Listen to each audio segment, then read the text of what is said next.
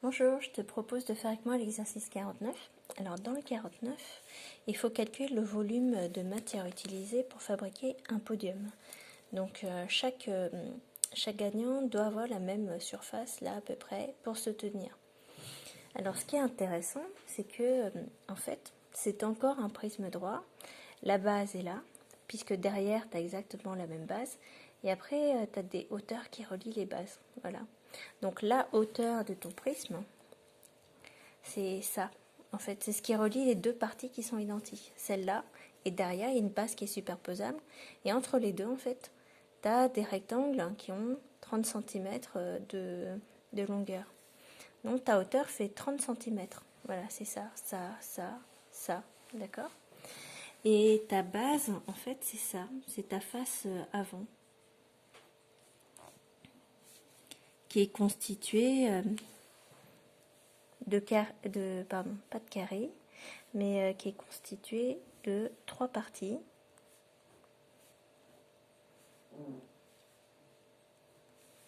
Alors si tu regardes bien, en fait, ta base elle est constituée de 3 parties.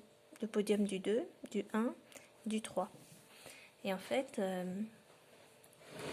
on a une information supplémentaire, c'est que chaque personne a autant de place en fait pour se tenir debout. C'est-à-dire que ici, cette dimension-là, c'est la même que celle-là et la même que celle-là. Donc,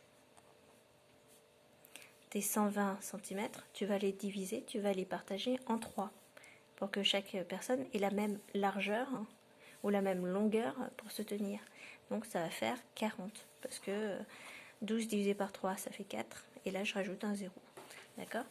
Donc ici, il y a 40 cm de chaque côté. Et donc, là, tu as 40. 40, 40.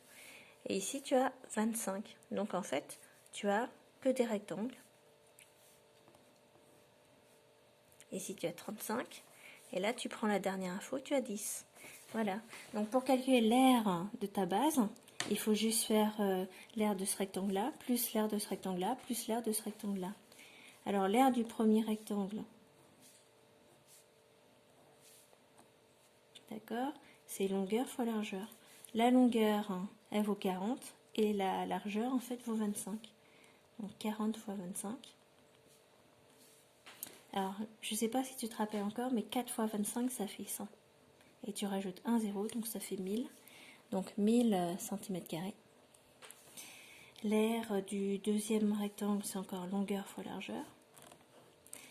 Alors, ici, tu vas avoir une longueur de 40 et une largeur de 35. Alors, on peut multiplier de tête. Pour multiplier, tu vas faire d'abord, tu mets le 0 de la fin et ensuite tu fais 4 fois 35.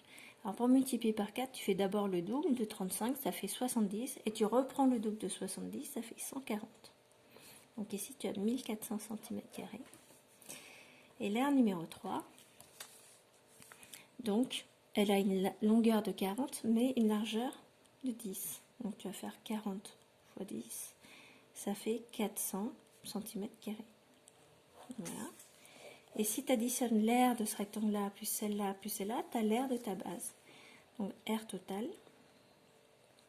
égale 1000 plus 1400 plus 400. Alors, 400 plus 400, ça fait 800. 800 plus 1000, ça fait 2800 cm². Et voilà ton aire totale. Et ensuite, tu utilises ta dernière formule. C'est toujours l'aire fois la hauteur. Donc, l'aire de ta base fait 2800. Et tu vas la multiplier par la hauteur. Donc, c'est ce qu'on avait dit au début. La hauteur relie les deux bases. D'accord? Ici, ce qu'il y a devant, tu as pareil derrière. Et entre les deux, tu as 30 cm qui les séparent. Donc, c'est ta hauteur fois 30. Bon, allez, là, je prends la calculatrice. Donc, on fait 2800 fois 30. Et on va trouver 84 000 cm³ cette fois, parce que tu as rajouté une dimension de plus. Donc, tu passes de 2 dimensions à 3 dimensions. Tu as rajouté une hauteur.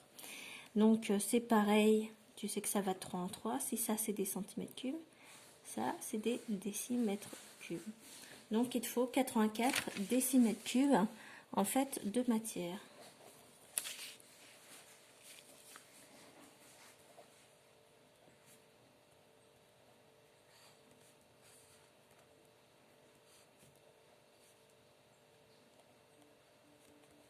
Voilà, on a fini l'exercice.